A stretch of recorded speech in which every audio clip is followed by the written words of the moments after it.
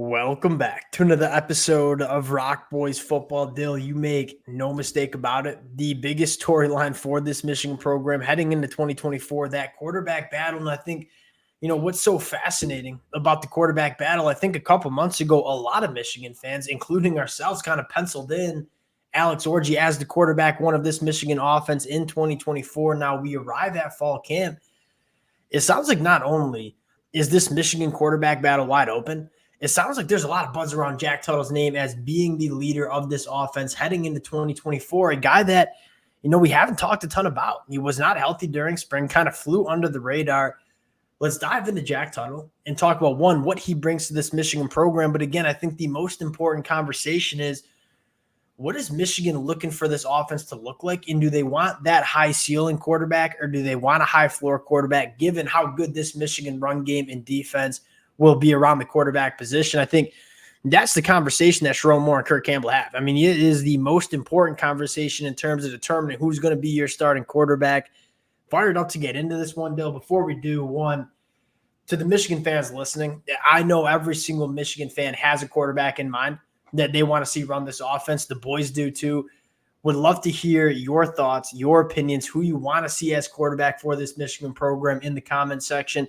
And if you all do enjoy the content, consider subscribing to the channel. The support from the Michigan fans over the last couple of weeks and months has been absolutely amazing. We appreciate you guys. And Dill, without further ado, let's get into Jack Tuttle. Let's talk first about what he brings to the table for this Michigan offense. I mean, the obvious thing is he's really the only guy who's actually started a college football game at that kind of Big Ten level, if you will. You saw him, you got to see him in 2022 play that Penn State defense as the starter for Indiana.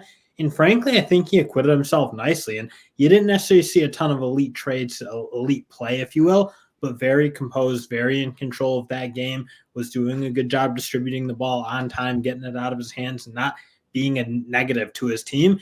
And again, you kind of think what Michigan's always seemed like they'd look for in their quarterbacks was guys who do that. And especially going into this year where, make no mistake about it, this is going to be about that defense. You have a couple of first-round picks on that unit, should be really, really good. They're going to want to kind of lead from that front, I'd imagine.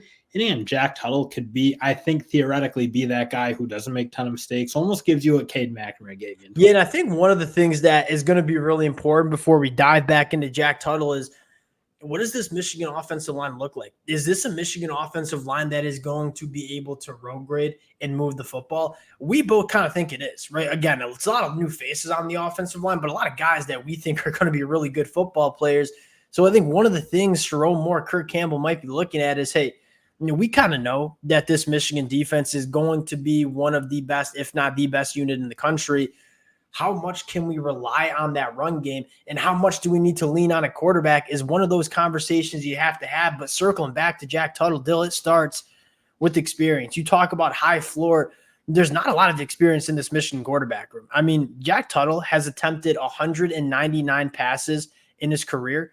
The next most experienced quarterback in terms of pass attempts, live bullets, Saturdays in the fall, it's Davis Warren with 14. Jaden Denegal has 5. Alex Orji has 1. And Jaden Davis, obviously, 0 as a true freshman. So you talk about experience. Jack Tuttle has that leg up. There's no question about it.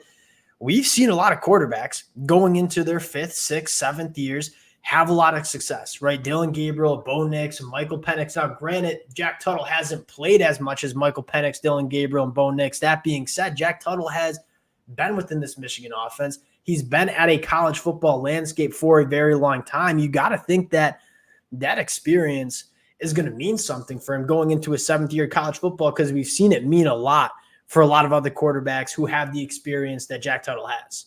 Yeah, I also, along with the experience, I don't think it's totally fair. And I'm guilty of this at times myself, of being like, oh, well, it'll just be Cade McNamara. I think I even said that earlier in this episode.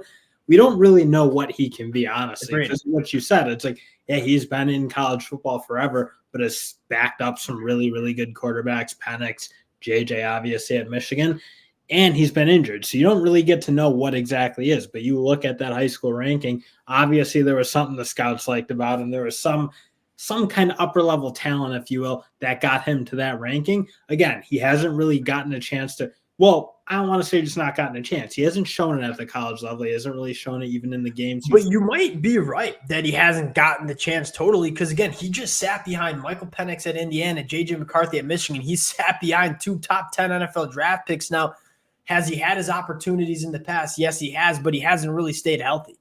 And so there is kind of that element of the unknown with Jack Tuttle. I wanted to highlight the high school recruiting ranking because, again, I think a lot of people kind of look at Jack Tuttle and just treat him as a Cade McNamara, just an average quarterback that's going to get the job done. I'm not saying he's not Cade McNamara, but I'm not saying he is Cade McNamara either because we just don't know. But he's 6'4", he's 210, he can move much better than Cade McNamara and has a bigger arm as well. And so there is some sort of question marks about what his ceiling can be within this Michigan offense. So I think the last thing that I want to highlight, he was the guy last year. You talk about just reps within Michigan's practice. I mean, Jack Tuttle was the quarterback too. If something were to happen to J.J. McCarthy, who was going to be the quarterback 1 in 2023, it was going to be Jack Tuttle. He's had a lot of reps with the 1s and 2s all of off season. And there's probably an argument that he's the most experienced quarterback within this Michigan scheme as well, just because of the amount of opportunity he's gotten at Michigan being that quarterback too. The second conversation you have to have is, Dill, what's Michigan looking for at the quarterback position? And I think it first starts with what does the team around him look like? You're going to have an elite run game. I would guess they're going to run the football even more than they did last year. Dill, go back to last year. They were the 17th most rush-heavy offense. That didn't sound right. They ran the ball top 20 amount in the country, and that also didn't sound right. You guys get my point. This was a Michigan team that even with a top 10 NFL draft pick at quarterback was running the football a ton. And I think replacing J.J. McCarthy with Sherrone Moore is now the head coach. You kind of feel like this Michigan team is going to lean on the run a little bit even more in 2024. And that's where, frankly, I think it gets really interesting because Jack Tuttle is very capable of kind of being involved in the run game himself. You go back to the Indiana game. I don't mean to keep or that Penn State game, I should say, in 22. I don't mean to hark on that game. That's kind of where we got to see him. He did look very comfortable handling the ball in that zone or read option kind of scheme. Yeah. Doing the things he'd want to do and making plays with his legs. Obviously, he does move pretty well for kind of who you kind of think he maybe is.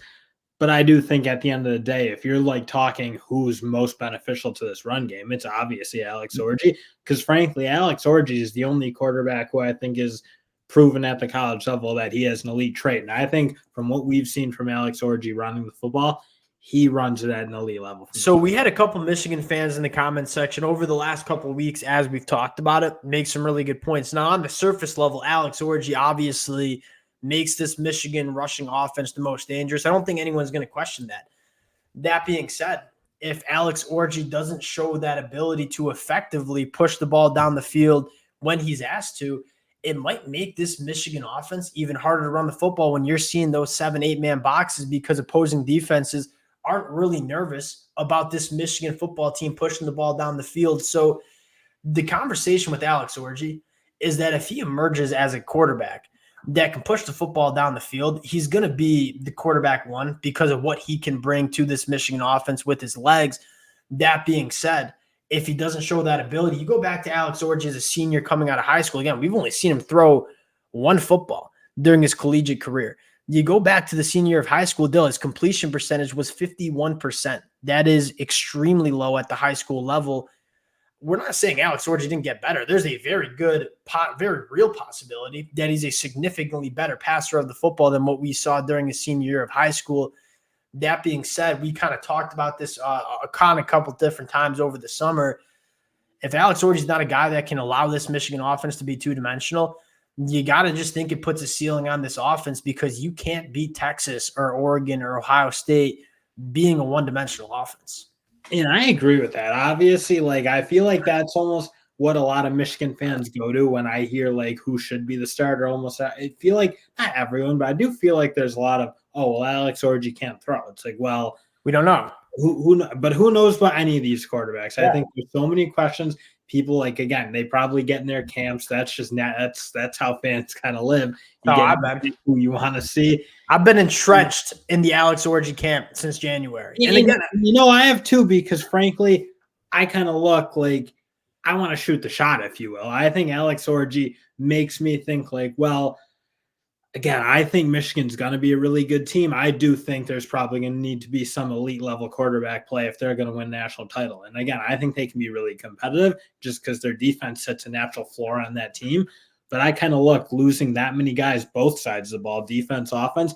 I do think at some point you're going to need your quarterback to play at a really high level. Frankly, just like JJ did. I know people get on him for like, oh, he was a game manager, all this.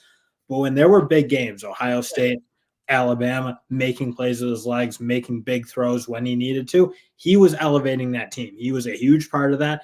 And I just look, I don't know that I've seen the traits from anyone else besides Alex Orji to go like, well, can you go put the Superman's cape on and make it happen? I think the conversation is if we see Alex Orji trot out there as quarterback one come late August 31st, that means he's put it together from a passing attack standpoint. Because I don't think Michigan starts Alex Orji if he's a quote unquote liability, can't push the football down the field. So if he does emerge as your starting quarterback, for a lot of Michigan fans, that should fire you up because that means he put it together.